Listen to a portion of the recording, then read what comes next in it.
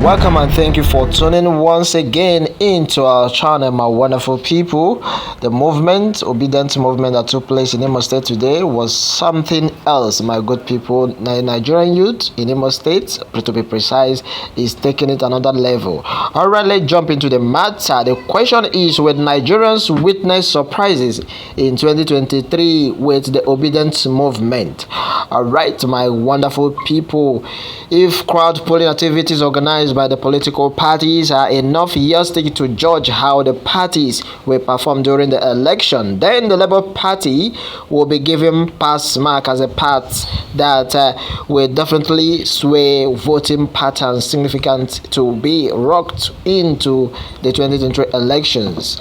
Unfortunately, crowd do not produce or translate into vote, and a group of recruits youth cannot therefore be used to decide the likely outcome of any election.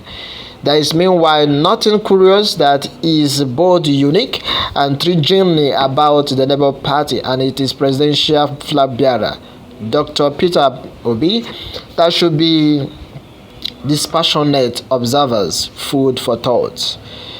Disappointed by the older political parties and petitions, the youth now see hope and better direction for improved future for themselves and the nation in the Labour Party and its presidential candidate. This longing for a better Nigeria among the youth has created a large fellowship in the social media in Abuja, the Federal Capital Territory, and the 36 states of the federation of the party that may sway the vote in 2023. My wonderful people, when members of the support groups gathered recently at the International Conference Center Abuja for a summit under the banner of Labour Party and the Coalition for Peter Obi CPO leadership, the event took the mood of a carnival as hundreds of participants in different colored uniforms filled the main conference hall of the center beyond its capacity and spilled outside with drums and various musical display. The group's representative, chairman, and the secretariat were allegedly summoned to Abuja by the Peter Obi campaign organization headed by Dr. Doyan Ope as Director General of for proper documentation and necessary strategy mapping processes. The gathering was obviously arranged in a hurry, judging by the poor crowd control. The organizers of programs, coordination defenses at the late commencement of the event, which was stated for about 10 a.m. but could not start until 2 p.m. Meanwhile, the event, which was planned to coincide with the 2023 International Youth Day celebration, represented the Labour Party with opportunity to meet its youth supporters for the first time face to face, and it turned out to be a largest gathering of young people who trooped into Abuja from Monday despite the heavy morning rain for the Thursday August meeting. Alright. Speakers at the event, including the Labour Party Vice Presidential candidate Senator Yusuf Dati Baba Ahmed and the national chairman of the party, Comrade Julius Abura, condoned critics of the party which are deriding the obedient movement and those taking it for granted or describing it as mere social media noise making. According to Bura, it is better for one's enemies to take one for granted because by doing so, the enemy underestimates the capacity of the viral to deliver the victory punches. Meanwhile, he urged the citizens and the crisis to shed their sword and wait for the general elections. Abura attacked the crisis and was specific when he stated that such skeptics are in for rude shock in 2023, while also approaching the support group for assembling from different parts of the country on their own without waiting to be mobilized financially, stating that such patriotism gives hope for the future of Nigeria.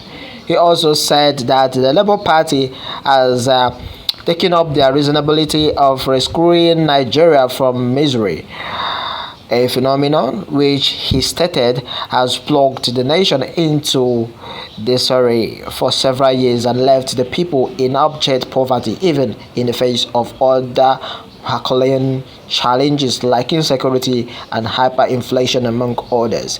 Alright, my wonderful people, Dr. Abe, who spoke on the theme Youth Move Governance and the New Nigeria, called the words of the party chairman about the surprise that awaits critics of the obedient movement about boasted that no party in Nigeria has the capacity to mobilize the number of youth attracted by the Labour Party.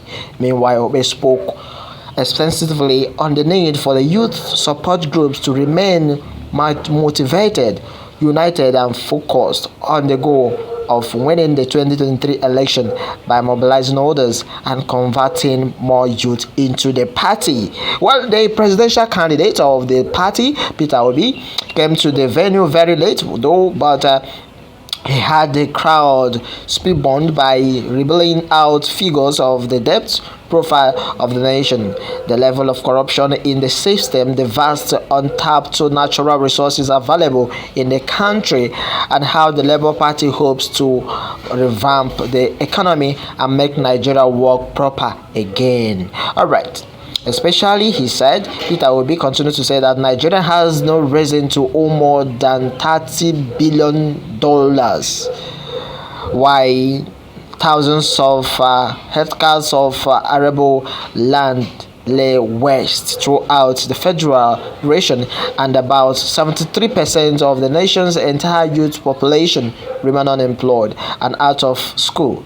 This assertion drew a loud ovation, which Peter Obi urged doubting Thomas and those who adopted the position of denial to go and verify. Peter Obi became the ambassador in the oratory urged on by the cheering crowd, and while decrying the massive collapse of infrastructure and services in the country. The presidential candidate described the Sambisa forest as an asset that was grossly under. Alright, he further said, as he stated, that the Labour Party will transform the area into aviation tourism hub to end foreign exchange for the nation.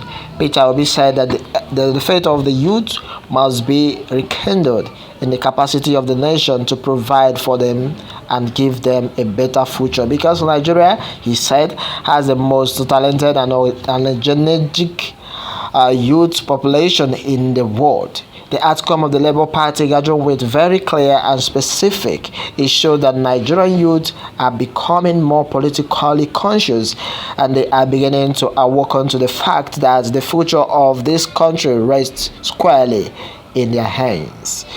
No matter the level of political and ideological propaganda employed by politicians who often destroy the youth and use them for selfish purposes, 2023 election will show that young people are no longer content with acting as political thugs of political parties and politicians, and cannot therefore be taken for granted again. Just like the Atin Obe said during his address, he came for the youth to be united and move out of the social media circles by taking their campaign for a new Nigeria to the remote communities, the nooks and crannies of isolated villages, to enlighten and converge the people to vote wisely and remain from selling their vote for peanuts. This way, he said, those who take the unity, the commercial strength and the vigorous growing interest of the youth in politics and governance for granted will be doing so at their own peril. Meanwhile, political analysts believed that the time has come for agencies of a third political force or a youth-dominated, credible alternative group different from the ruling All Progressive Congress (APC) and the opposition party (PDP) People Democratic Party to move his country and his people progressively towards and forward to the promised land. The APC and the PDP have been tried and tested, and the two parties have woefully failed the nation and its people. The APC and PDP are the same in the outlook and in the programs. The two giant political parties can be compared to the different sides of the same coin, which, when toasted back or front, remain the same in character. The parties are birds of the same feathers, and the nation will remain doomed when the people choose either of the two. It is like choosing between the devil and the deep black sea when we opt for the PDP or APC, because the two parties are completely lacking in integrity, the ideology, and the credibility required to deliver development to the nation and free the overburdened Nigerian populace from the grip of poverty, oppression, hunger, and death from marauding armed terrorist groups holding the nation hostage since 2019. Alright, whatever impact the obedient movement and its faithful members and followers can hope to make in 2023 general elections will depend on their ability to properly organize themselves, obtain voters' card, and use the card properly. It will be a great strategy indeed if during the elections many of those who are loudest on the social media noise-making platform cannot cast their vote because they do not have the PVCs to do so, or are reluctant to come out and participate in the elections due to admonished interest. That has been the commentary for today. Specifically, Obi have said it all, and Nigeria has no reason to owe more than $30 billion, while thousands of hectares of arable land lie waste. That got my attention. Alright, my wonderful people, let me have your take onto this matter. Will Nigeria witness surprises in 2023 election with the way obedient movement is moving? Well, let me have your take onto this one, my wonderful people. Before then, a lot of reaction has this gotten. A lot of people have reacted. Some reacted innocently, and this time around you will discover that social media campaign will translate to votes. People are tired of all these old politicians who are after acquiring words. Alright, that is on to this one, my wonderful people. What more are we going to say? Rather than to leave it down to you, let me have your take. Remember to tap on the subscription button for more updates. Thanks and God bless.